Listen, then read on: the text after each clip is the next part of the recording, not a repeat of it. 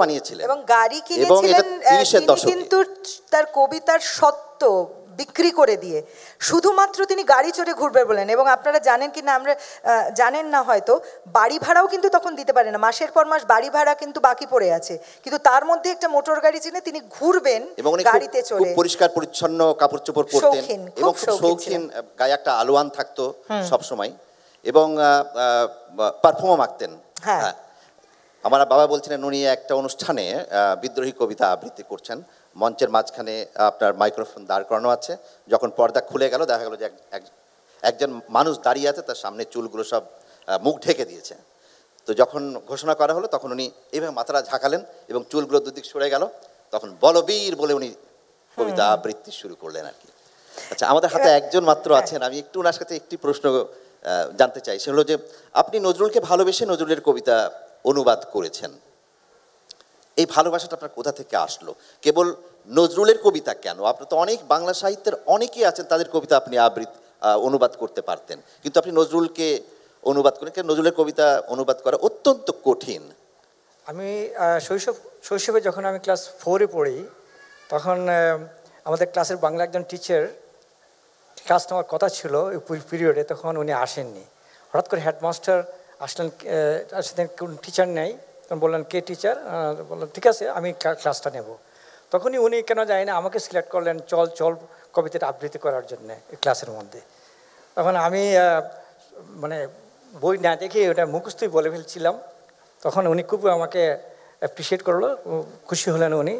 কেন জানি না তখন থেকে নজরুলের কবিতা, তখনকার সময় আমাদের সময় বাংলাদেশ পাকিস্তান আমলে আর কি, তখনকার সময় ওইখানে নজরুলের ওই অনুষ্ঠানগুলো প্রায় হতো, বলবীর বলো এগুলো হতো, তো আমরা পার্টিসিপেট করতাম, দেখতাম, ভালো লাগতো।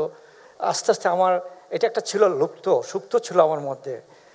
রিসেন্টলি যখন আমি আমেরিকায় আসি, আমেরিকা আসার পরে আমি জর্জ ম্যাসন ইউনিভার্সিটিতে যখন পড়াশোনা করি, তখন দেখি যে লাইব্রেরিতে দিন গেলাম, লাইব্রেরি থেকে দেখলাম যে নজরুলের কোনো বই নেই এখানে, লিটারেচার যে সেকশনগুলোতে শুধু ওয়ার্ডসওয়ার্থ ইভেন রবীন্দ্রনাথ ঠাকুরের বই আছে। আমি বললাম, আমার তখন একটা অন্তর্নিহিত একটা জাগলো, কেন ওনার বই পাওয়া যাবে না, আমাদের মধ্যে কেউ না কেউ এগিয়ে আসতে হবে অনুবাদ করতে, এবং তোটাই আমাকে প্রেরণা দিয়েছে। আচ্ছা আচ্ছা আচ্ছা, অসংখ্য ধন্যবাদ। আসলে একটা এই স্বল্প সময়ে মানে প্রত্যেকের দৃষ্টিভঙ্গি থেকে নজরুলকে দেখা, এবং আমার মনে হয় যে ছোট ছোট ঘটনার মধ্যে দিয়ে একটা মানুষকে চেনা যায়। তো ভবিষ্যতে কখনো সুযোগ হলে নিশ্চয়ই আমরা সবাই সবার অভিজ্ঞতা দিয়ে শিখব। আমার আরেকটি কথা মনে পড়লো যে নজরুল কিন্তু 800 গান রেকর্ড করেছিলেন গ্রামোফোন কোম্পানি থেকে, এবং গানগুলো উনি লিখতেন এবং গ্রামোফোন কোম্পানিতে দিতেন প্রধানত পয়সার জন্য। অবশ্যই 800 গান লিখে এবং গ্রামোফোন কোম্পানিতে দিয়ে কিন্তু উনি প্রচুর উপার্জনও করেছিলেন, উপার্জনও করেছেন, এবং সেই উপার্জনের টাকা উড়িয়েছেন বন্ধুদের সঙ্গে নিয়ে। উনি খুব দেদাচ্ছিলেন। এই যে অনেকেই বলেন যে কেন কাজী নজরুল ইসলামের গানের সংরক্ষণ হয় না, সঠিক হয় না, এক বিভ্রান্তিকর অনেক পরিস্থিতি তৈরি হয়, সেটা আমার মনে হয় ব্যক্তিগত কারণে, যেটা বাড়িতে শোনা। পরিবারে যেহেতু অভাব অনটন ছিল, যখনই অর্থের প্রয়োজন হয়েছে দাদু হয়তো কোনো বন্ধুর কাছে গিয়ে তার গানটি বন্ধক রেখেছে, গানটি বিক্রি করে তার বদলে টাকা এনে সংসার চালিয়েছেন। কখনো আমার ঠাকুমার চিকিৎসা হয়েছে। একটি ছোট্ট গল্প বলে আমি শেষ করছি, খুব পরিচিত। একবার আমার ঠাকুমার চিকিৎসার জন্য পয়সা দরকার, তো দাদু বন্ধু নৃপেন্দ্র কৃষ্ণ চট্টোপাধ্যায়কে বলেন যে বন্ধু আমার অনেক টাকা লাগবে, তুমি জোগাড় করো। উনি কৃষ্ণনগরে তখন থাকেন। তো বন্ধুরা মানে নজরুল বলেছে এক কথায় মানে জান হাজির আর কি বন্ধুর জন্য।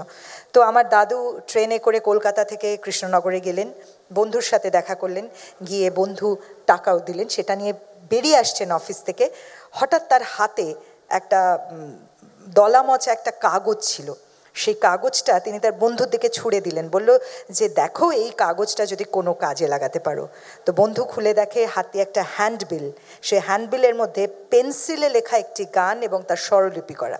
গানটি আপনাদের সবার প্রিয় এবং আমাদের পরিচিত, বাগিচায় বুলবুলি তুই দিসনে আজি দোল। এবং তিনি প্রকৃতির শোভা দেখতে দেখতে কখন হ্যান্ডবিলের ওপর পেন্সিলে গানটি লিখে ফেলেছিলেন এবং সেটা স্বরলিপিও করে ফেলেছিলাম। আজকে সেই গানটি এত প্রসিদ্ধ। এরকম ছোট ছোট অনেক ঘটনা আছে, ভবিষ্যতে সুযোগ হলে কথা বলতে গেলে অনেক তথ্য বেরিয়ে আসে যেগুলো আমরা অনেক কিছু জানি না আর কি। অনিন্দিতা কাজী, মোস্তফা মনির এবং রোকেয়া হায়দার, আপনাদের সকলকে ধন্যবাদ। আসলে আমরা নজরুলকে খণ্ডিত করে দেখতে চাই সব সময়। কেউ বলি বিদ্রোহী কবি, কেউ সাম্যের কবি, মানুষের কবি। আসলে কোনো কবিকে, নজরুল এমন এক ধরনের কবি, কোনো একটি বিশেষ অভিধায় তাকে যদি ডাকা হয় তাহলে তাকে ছোট করা হয়। আসলে নজরুল কবি, প্রধানত কবি, এবং